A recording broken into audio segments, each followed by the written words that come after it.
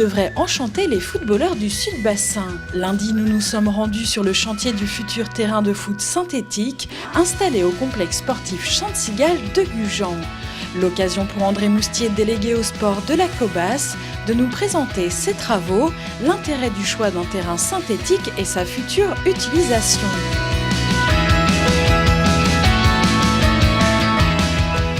Ce terrain synthétique, ça fait un petit moment qu'il germe quand même dans les esprits et maintenant ça devient réalité.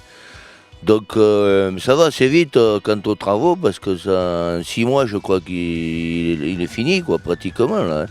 Lundi ils vont attaquer toute la périphérie, le gazon est mis, ils vont mettre les capsules et le sable pour le lester.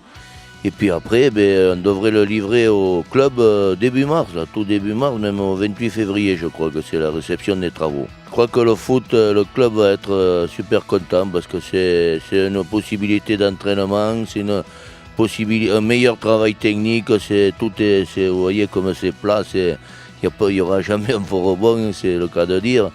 Et puis pour les jeunes aussi, parce que souvent les jeunes ne sont pas habitués à de telles conditions. Hein.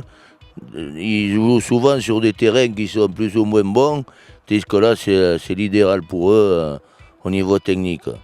Voilà. Et puis je pense aussi à l'entretien du terrain. Alors c'est facile à dire, le terrain synthétique revient cher, mais en fait c'est une utilisation qui est à 8 heures par jour et tous les jours de la semaine, qu'il fasse beau, qu'il pleuve ou qu'il fasse froid.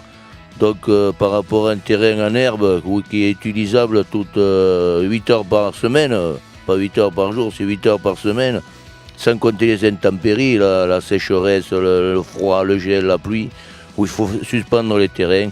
Donc c'est quelque chose d'extraordinaire et je crois que tout le monde va se régaler d'avoir ce terrain-là. Mais l'entretien sera fait par la ville, l'entretien est bien moindre que, je l'ai dit tout à l'heure, qu'un terrain en herbe. Puisque le traçage est fait, il n'y a pas besoin de le refaire pendant 10 ans. On n'arrose pas actuellement les gazons synthétiques, les derniers modèles sont prévus pour ne pas être arrosés. On ne le tombe pas, on fait simplement un brossage chaque semaine pour rééquilibrer les granulats qui se trouvent et le sable qui se trouve dans les fibres synthétiques. Et ce terrain a été mis à la disposition de la Cobas, évidemment. Il était accessible de suite.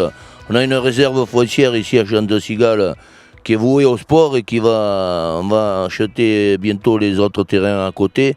Ça va être quelque chose d'immense. Donc c'est la Cobas qui a financé l'investissement.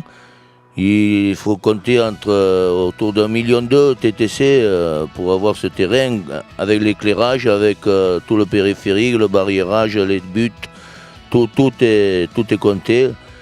C'est cher, ok, mais un terrain en herbe actuellement c'est dans les 400 000 € aussi. Hein.